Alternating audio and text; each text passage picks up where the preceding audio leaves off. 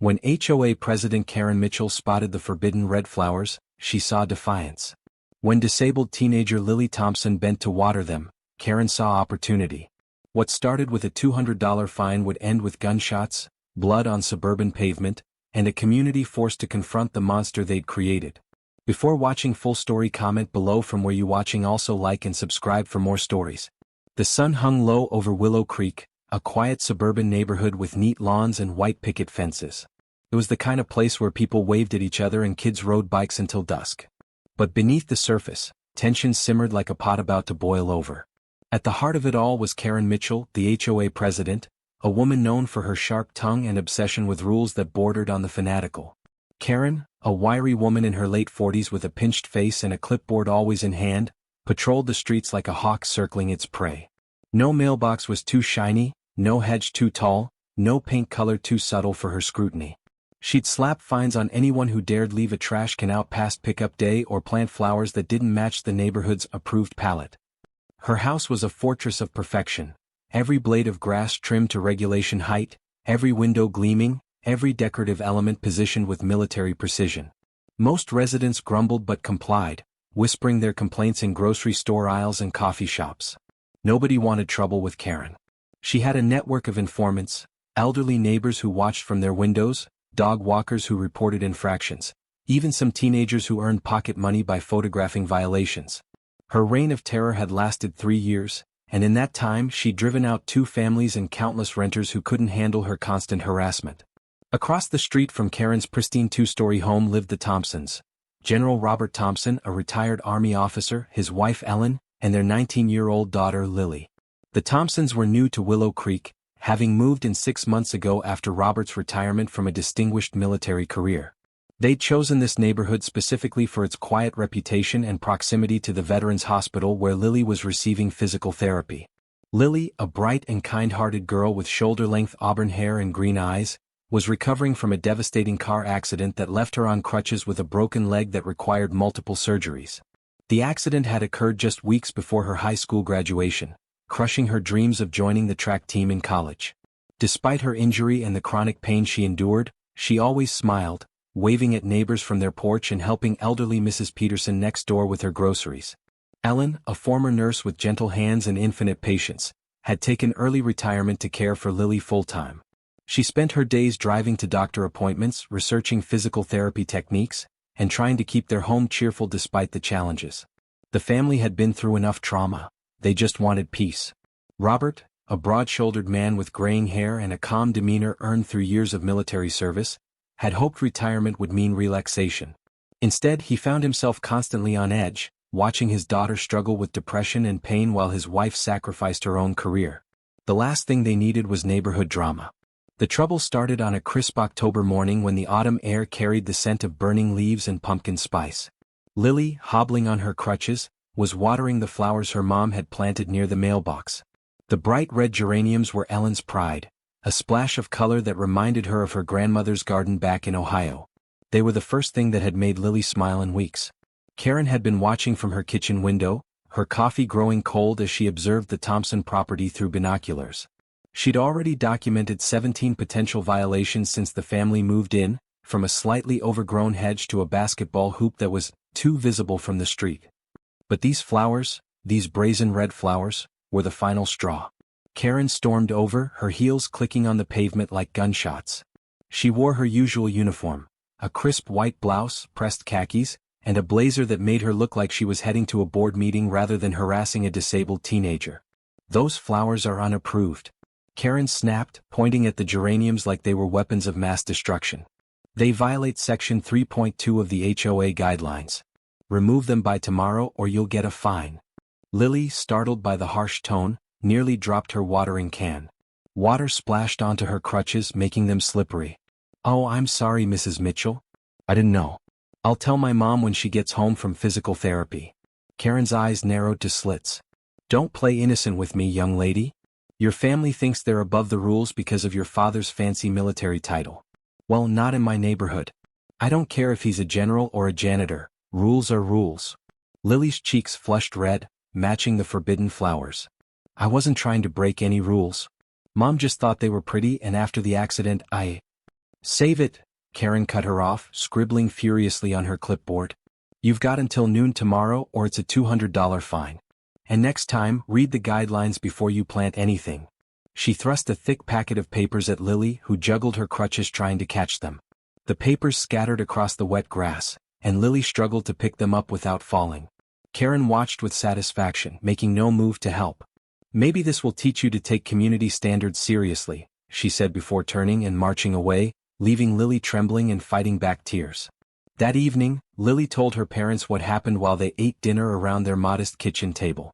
Ellen sighed, rubbing her temples where a headache was forming.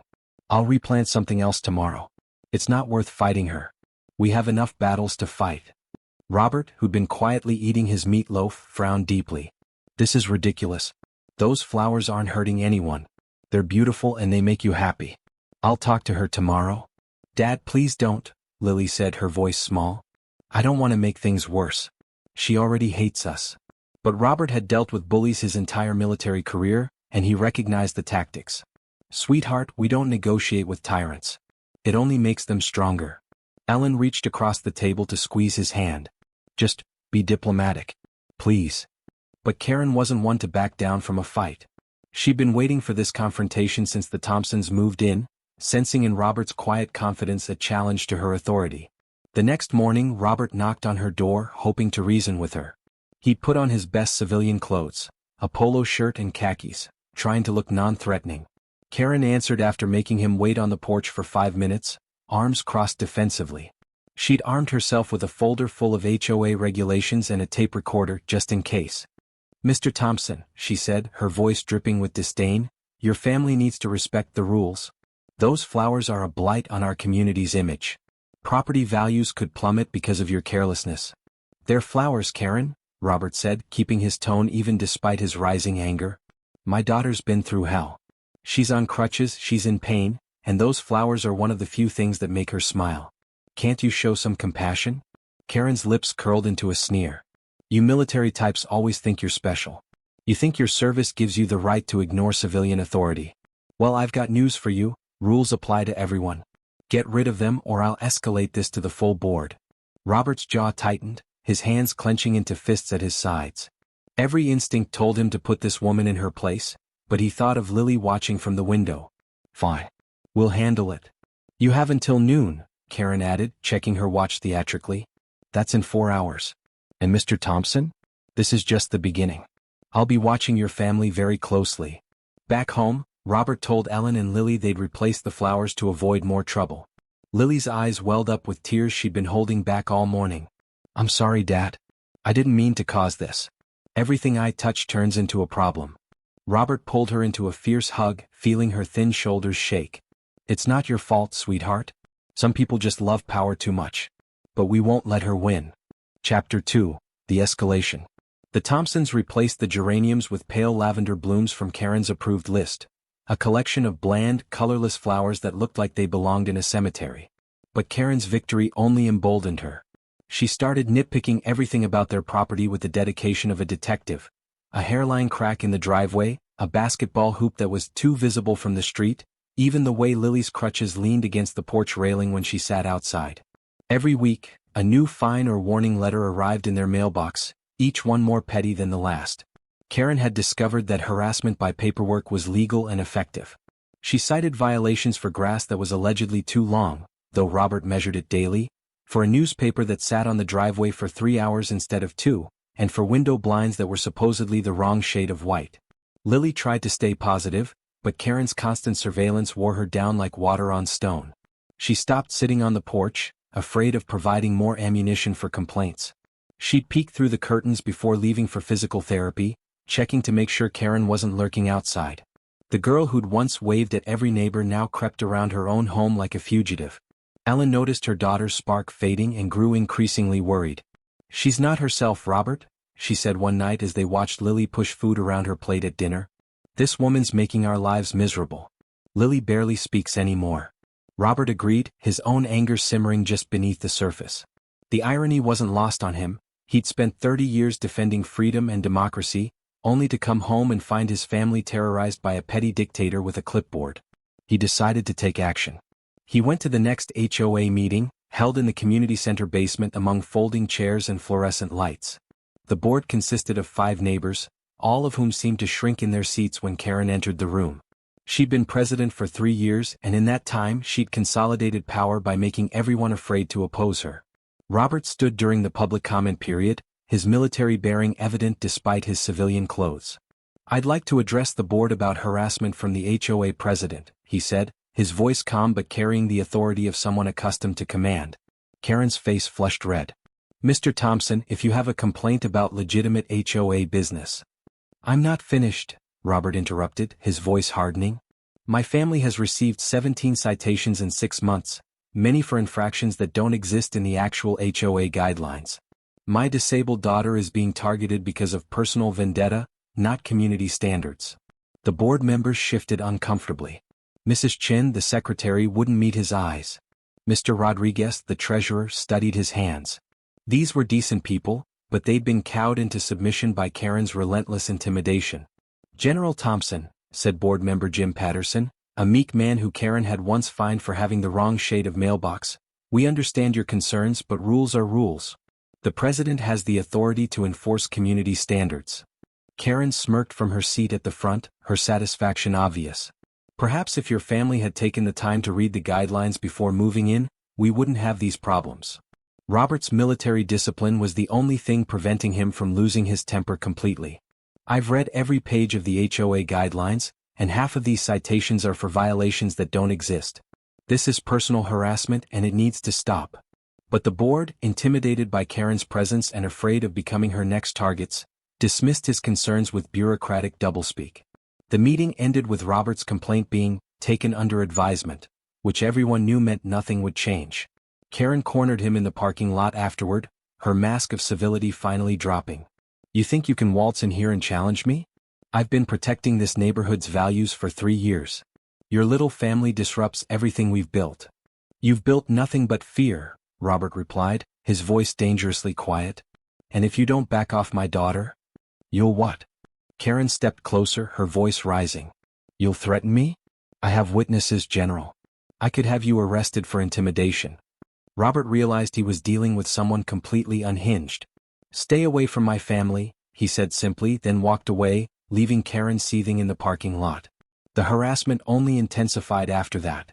Karen began driving by their house multiple times a day, taking photos of their property from different angles. She started a neighborhood watch group that was really just a spy network focused on the Thompsons. She even began timing how long Lily took to walk to the mailbox, claiming that her loitering was disrupting the flow of foot traffic. The breaking point came a month later, on a Saturday morning that started like any other. Lily was finally feeling well enough to help with small tasks, desperate to feel useful again. She'd asked to help bring in groceries and Ellen had reluctantly agreed, giving her just one small bag to carry. It was supposed to be a simple task: walk to the car, get the groceries, walk back. But Lily's crutches slipped on the driveway, still damp from the morning dew. The bag fell, spilling apples across the grass like bright red accusations.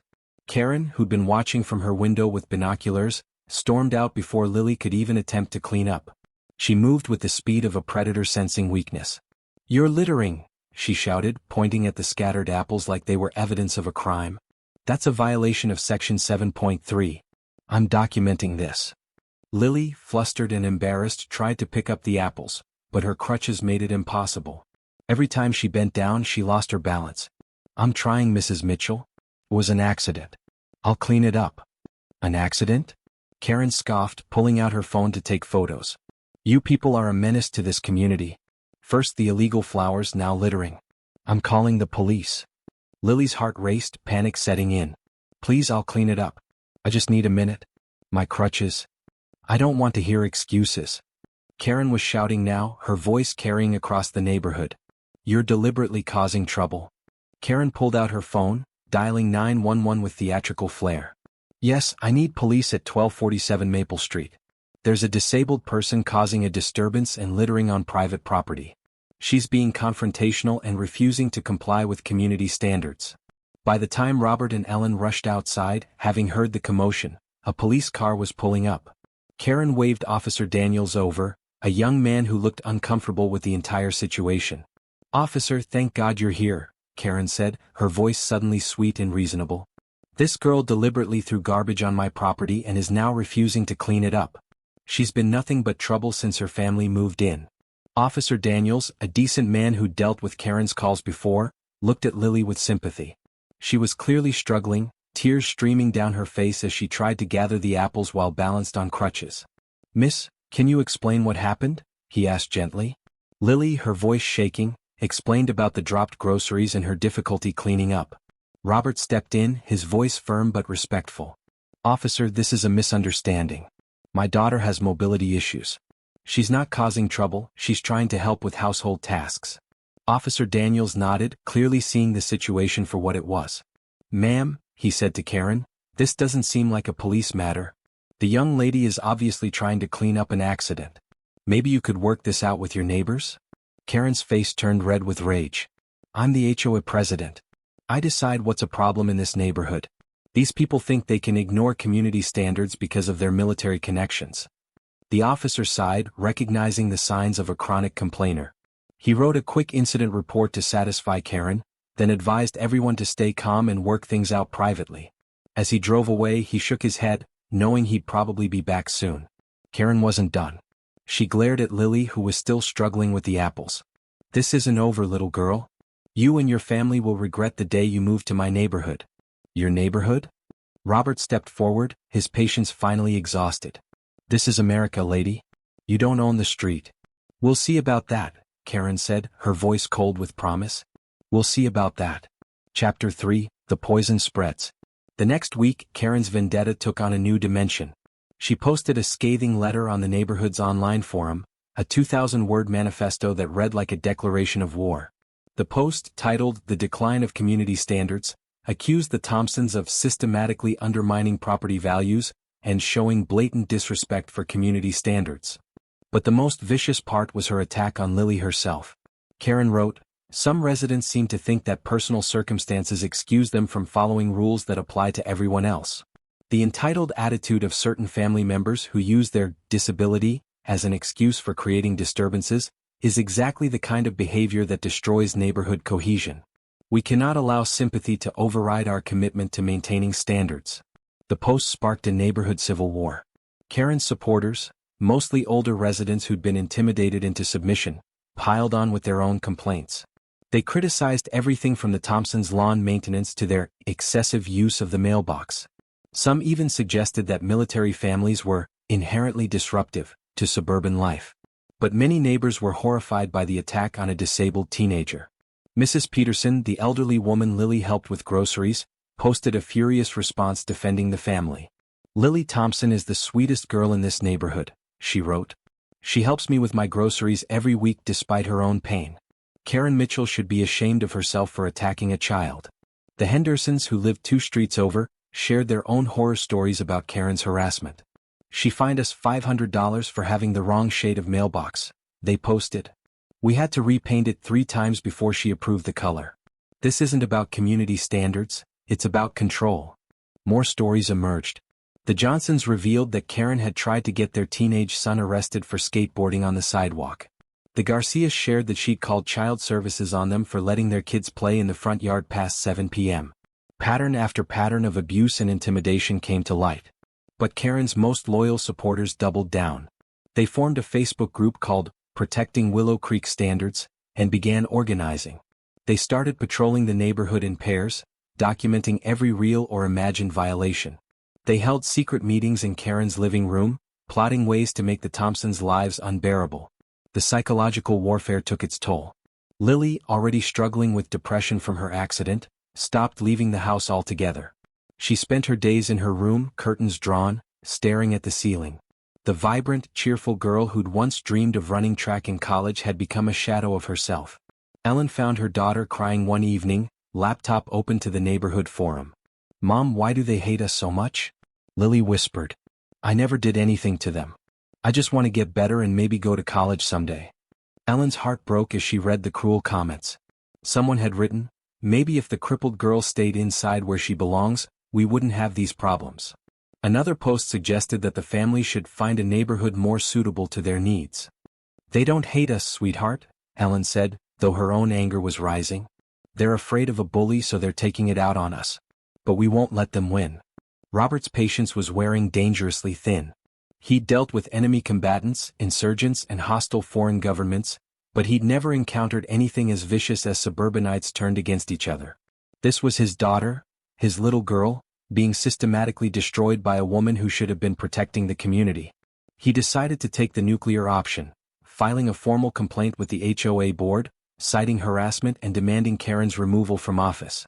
Working with his lawyer friend, Captain James Carter, he compiled a comprehensive case documenting every violation of HOA procedures, every instance of harassment, and every example of Karen exceeding her authority. The complaint was 47 pages long, meticulously documented with photos, witness statements, and recordings. It painted a picture of a woman who'd turned community service into personal vengeance, who'd weaponized bureaucracy to terrorize families, and who'd created a culture of fear that was destroying the neighborhood's social fabric. But before Robert could file the complaint, Karen discovered what he was planning. Her network of informants had seen him meeting with the lawyer, and she flew into a rage unlike anything the neighborhood had ever witnessed. She called an emergency HOA meeting, claiming that the Thompsons posed an immediate threat to community safety. She'd worked herself into a paranoid frenzy, convinced that Robert was planning some kind of military-style retaliation. She'd even acquired a small handgun, claiming she needed protection from unstable veterans. The meeting was held on a Tuesday evening, and tensions were higher than anyone had ever seen them. Karen stood at the front of the room, her usual composure cracking. Her hair was disheveled, her makeup smeared, and her hands shook as she shuffled through her papers. "We're under attack," she announced to the packed room. "The Thompson family is trying to destroy everything we've built here. They're using their military connections to intimidate board members and silence opposition. They think they can bully us into submission."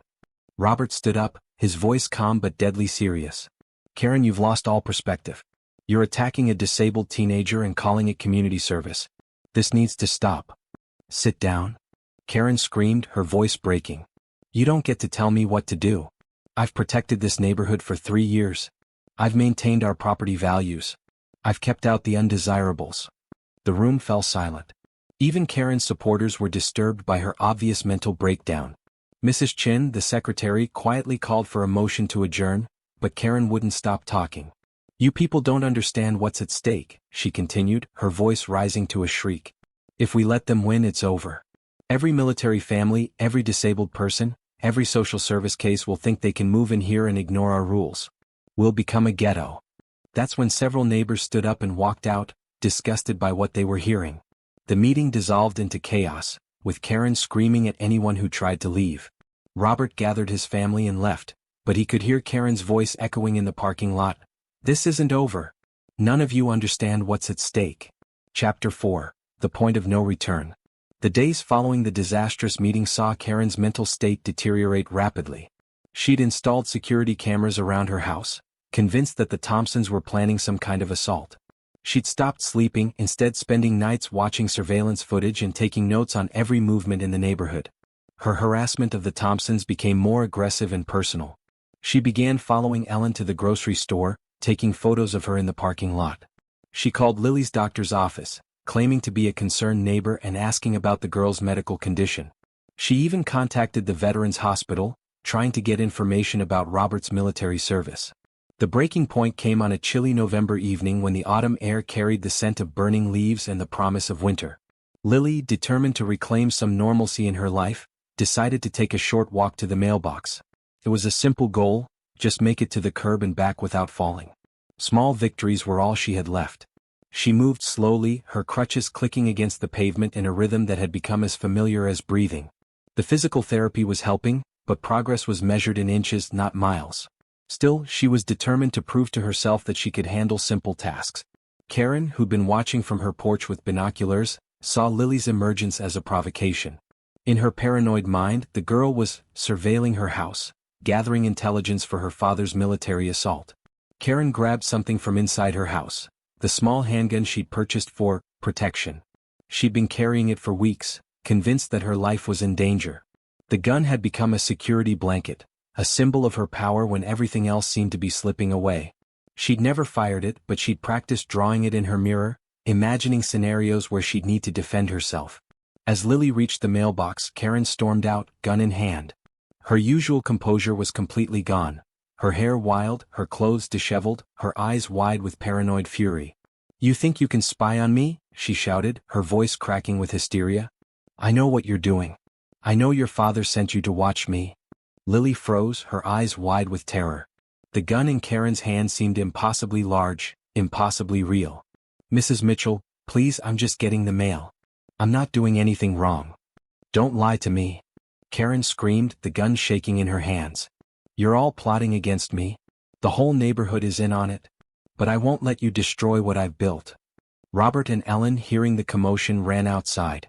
Robert's military training kicked in immediately. He assessed the threat, calculated distances, and began moving to protect his family. "Karen, put that down," he yelled, his voice carrying the authority of command. "You don't want to do this. Stay back." Karen waved the gun wildly, her finger dangerously close to the trigger. "I know what you're planning. I know you're trying to have me removed. But I won't let you win." Ellen was screaming, neighbors were running out of their houses, and someone was calling 911. But Karen was too far gone, too deep in her paranoid delusions to hear anything but the voices in her head telling her that she was under attack. Robert stepped slowly toward his daughter, hands raised, trying to keep Karen's attention on him. "Karen, listen to me. Lily's not a threat. She's just a kid trying to get better. You don't want to hurt her. She's not just a kid." Karen's voice was inhuman now, a shriek of pure rage. "She's a weapon. They're all weapons. You're using her disability to make me look bad. You're trying to destroy everything." But in that moment of blind fury, with neighbors watching and sirens wailing in the distance, Karen's finger tightened on the trigger. The gunshot echoed through the quiet street like thunder, shattering the suburban peace forever. Lily screamed, clutching her head as she collapsed, blood seeping through her fingers. The bullet had grazed her skull, tearing through skin and muscle but miraculously missing her brain.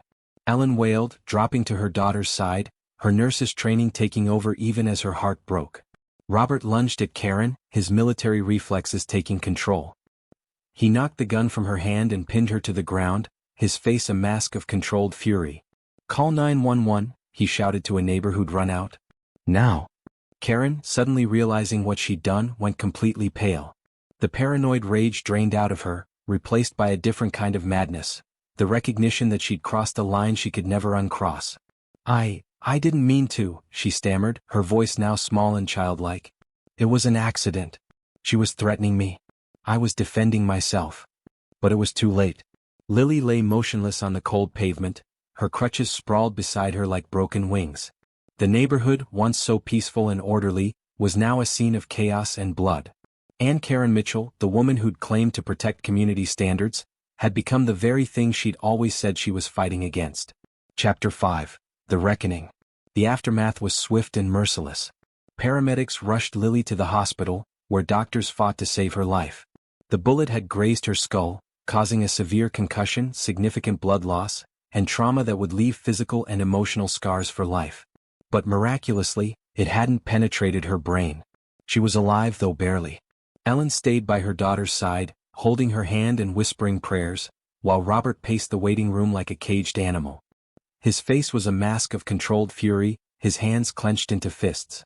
Every military instinct told him to strike back, to find Karen and make her pay for what she'd done to his little girl. Karen was arrested on the spot, her brief moment of clarity evaporating as soon as the handcuffs clicked shut.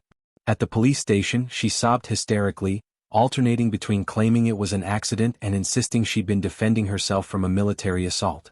The responding officers had seen many things, but a woman shooting a disabled teenager over mailbox flowers was a new low. Word spread through Willow Creek like wildfire. The neighborhood forum exploded with outrage, disbelief, and shame. Neighbors who'd remained neutral suddenly found their voices, expressing horror at what their silence had enabled. Those who'd supported Karen's harassment now faced social ostracism and their own conscience. The media picked up the story within hours. HOA president shoots disabled teen became national news, with reporters swarming the neighborhood and Karen earning the nickname HOA Karen that would follow her forever. The story touched a nerve, suburban tyranny, disabled rights, and gun violence all wrapped into one tragic package. Robert, though devastated, channeled his anger into action. He contacted his old Army contacts, including Captain James Carter, who took on the case pro bono. Carter was a JAG officer with a reputation for ruthless efficiency, and he saw this case as a chance to strike back against the petty dictators who made civilian life miserable for military families. Carter dug deep into Karen's history, uncovering a pattern of bullying and abuse of power that stretched back decades.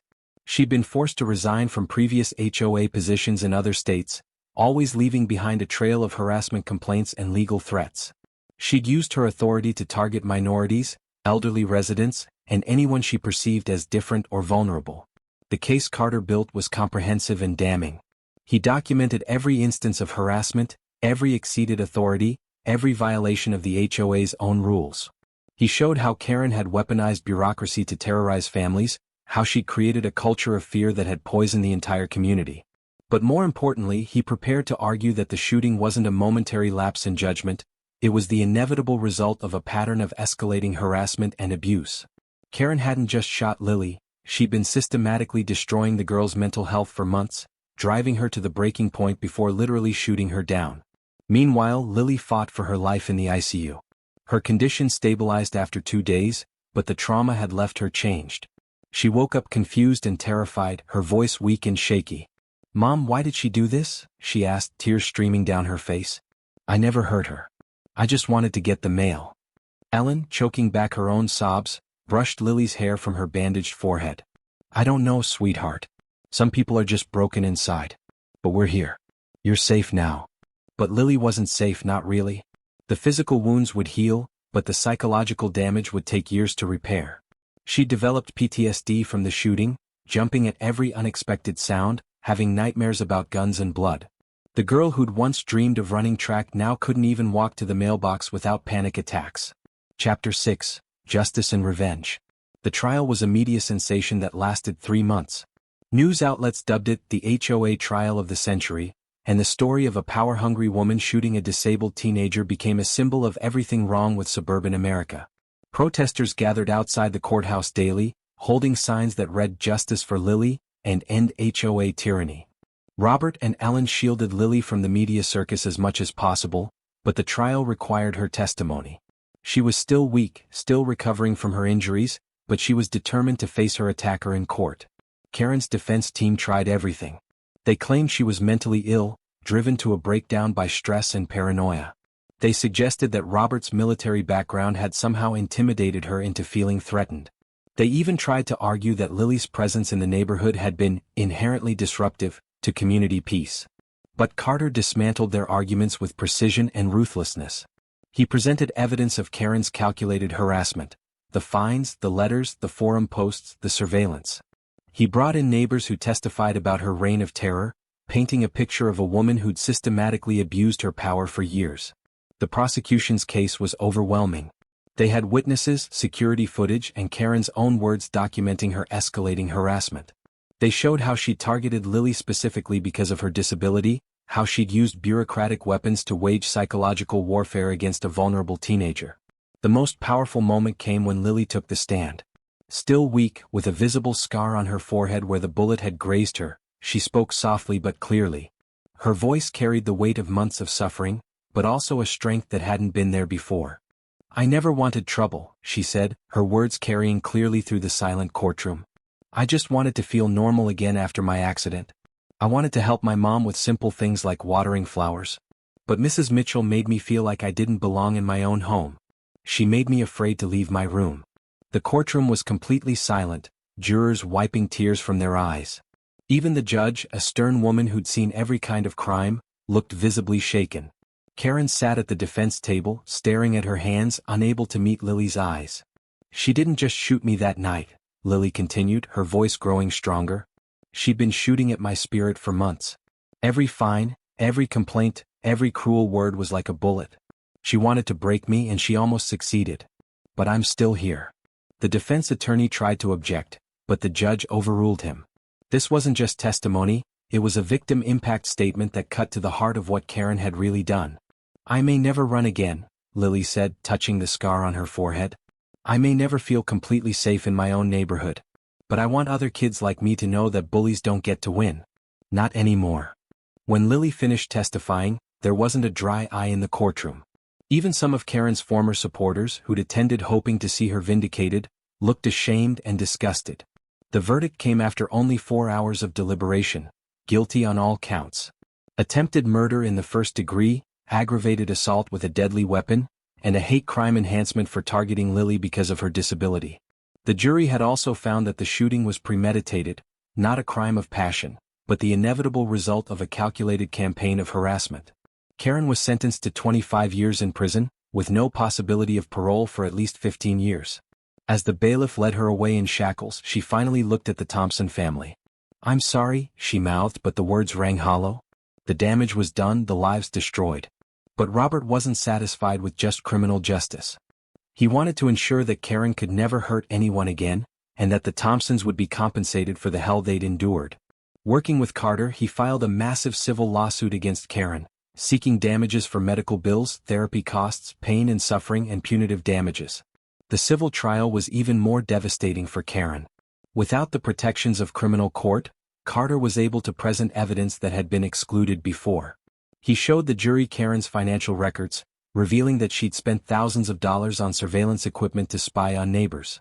He presented expert testimony about the psychological damage she'd inflicted, not just on Lily but on the entire community. The jury awarded the Thompsons $2.3 million in damages, every penny that Karen had in savings, investments, and property. Her house was sold to pay the judgment, and her retirement accounts were drained. She would leave prison with nothing but the clothes on her back and a reputation that would follow her forever. But Robert's revenge went deeper than money. He documented every instance of Karen's abuse, every family she'd driven away, every person she'd harassed. He compiled it all into a comprehensive report that he sent to the FBI, the state attorney general, and every major news outlet. The report sparked a nationwide investigation into HOA abuse. Other victims came forward, sharing their own horror stories of petty tyrants who'd weaponized community rules to terrorize their neighbors. Legislation was introduced in multiple states to reform HOA governance and protect residents from harassment. Karen became a cautionary tale, her name synonymous with the abuse of petty power. Law schools taught courses about her case, using it as an example of how unchecked authority could corrupt even the most mundane institutions. HOA boards across the country were forced to implement reforms to prevent another Karen Mitchell incident. Chapter 7: Healing and Transformation. Lily's recovery was long and difficult. The physical wounds healed within months, but the psychological scars ran much deeper. She suffered from PTSD, depression, and anxiety that made simple tasks feel overwhelming. The girl who'd once helped elderly neighbors now couldn't leave her house without panic attacks. But the Thompson family refused to let Karen's evil win. They enrolled Lily in therapy with a specialist who worked with trauma victims, and slowly, painfully, she began to heal. Ellen quit her job to become Lily's full-time caregiver, helping her daughter rebuild her confidence one small step at a time. The community rallied around them in ways that surprised everyone. Neighbors who'd been too afraid to speak up during Karen's reign of terror now found their voices. They brought meals, offered help with yard work, and most importantly, they planted red geraniums in their own yards as a symbol of resistance. Mrs. Peterson, the elderly woman Lily had helped with groceries, organized a neighborhood support group for Karen's victims. They met weekly in the community center, sharing their stories and healing together. What had once been a neighborhood divided by fear became united in recovery. The HOA was completely restructured. The board was expanded from 5 to 9 members, with term limits and oversight committees to prevent any one person from accumulating too much power. The community guidelines were rewritten to focus on actual safety and property maintenance rather than aesthetic control. Most importantly, they established a victims advocacy committee, designed to help residents who felt harassed or targeted. No one would ever again have to face a Karen Mitchell alone. Lily slowly began to reclaim her life. She started with small goals: walking to the mailbox without panic, sitting on the porch for 5 minutes, helping with simple household tasks. Each achievement was celebrated like a major victory because in many ways, it was. She began volunteering at the Veterans Hospital where she'd received therapy, helping other patients with mobility issues. Her experience with Karen had given her a unique understanding of how cruelty could break someone down, but also how resilience could build them back up. "I know what it's like to feel helpless," she told one patient, a young veteran who'd lost his leg in an IED explosion. "But I also know that helpless is just a feeling, not a fact. We get to decide who we become after the worst thing happens to us." Her work at the hospital led to a scholarship opportunity at the local university, where she decided to study social work with a focus on disability advocacy. She would never run track again, but she'd found a different kind of race to run, the long fight for justice and human dignity. Robert and Ellen watched their daughter transform from victim to advocate with pride and amazement. The shooting had nearly destroyed their family, but in some ways, it had also revealed strengths they didn't know they possessed. "She's stronger than I ever was," Robert said one evening as they watched Lily help a disabled veteran learn to use crutches. Karen tried to break her, but she just forged her into something unbreakable. Ellen squeezed his hand. "She gets that from you, you know. The way you fought for us, the way you never gave up, she learned that strength from watching you." Chapter 8, The Ripple Effect. The Thompson case became a catalyst for change that extended far beyond Willow Creek. The media coverage had exposed the dark side of HOA governance, and reform movements sprung up across the country. Lily's Law was passed in 12 states, establishing protections for vulnerable residents and creating oversight mechanisms for HOA boards. Law schools began teaching courses on community governance and civil rights, using Karen Mitchell as an example of how power could corrupt even the most mundane institutions. The case was cited in dozens of subsequent lawsuits, helping other victims of HOA harassment find justice. But perhaps the most important change was cultural. The story of a woman shooting a disabled teenager over flowers had shocked America into recognizing how toxic suburban power structures had become. Communities began questioning their own petty rules and the people who enforced them. Karen's supporters, the ones who'd enabled her harassment through their silence and complicity, faced their own reckoning. Some moved away, unable to face the shame of what they'd participated in. Others stayed and worked to rebuild what their cowardice had helped destroy. Jim Patterson, the board member who dismissed Robert's complaints, became one of the most vocal advocates for HOA reform. "I was a coward," he admitted at a community meeting. "I let that woman terrorize our neighbors because I was afraid she'd turn on me. I'll never forgive myself for what my silence cost the Thompson family." The neighborhood forum, once a battleground of petty complaints and character assassination, became a platform for community building and mutual support. Neighbors shared resources, celebrated achievements, and worked together to ensure that no one would ever again face harassment alone. 3 years after the shooting, Willow Creek had become a model community for HOA governance and neighbor relations.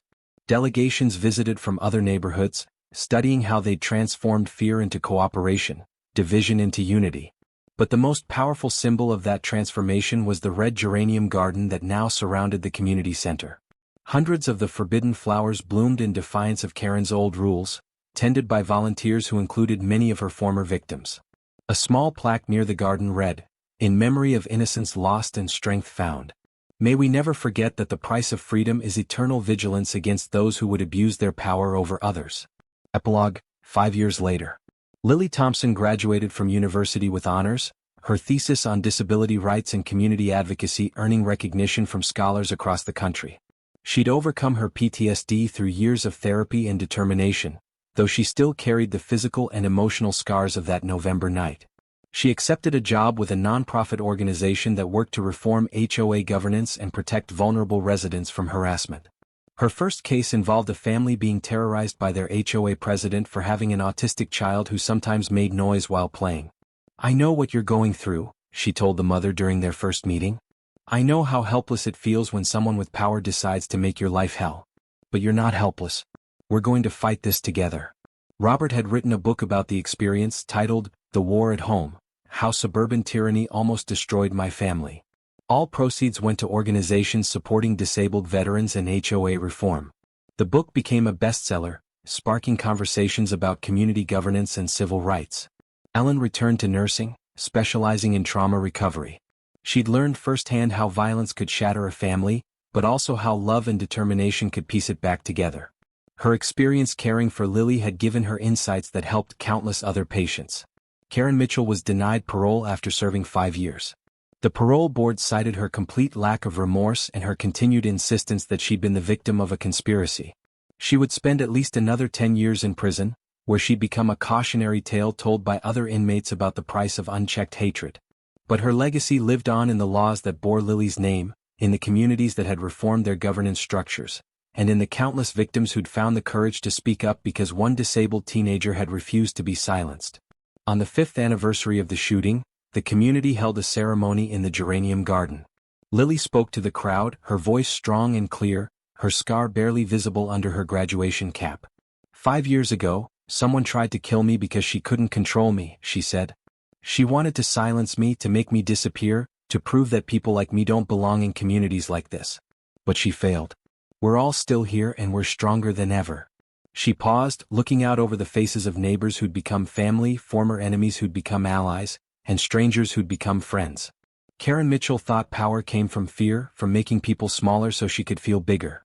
But real power comes from lifting each other up, from protecting the vulnerable, from standing together against those who would divide us. That's the lesson we learned, and that's the legacy we'll leave for our children. As the sun set over Willow Creek, casting a golden glow over the red geraniums that had started it all, the community stood together in solidarity. They'd survived their darkest hour and emerged stronger, wiser, and more united than ever before. The war was over and love had won.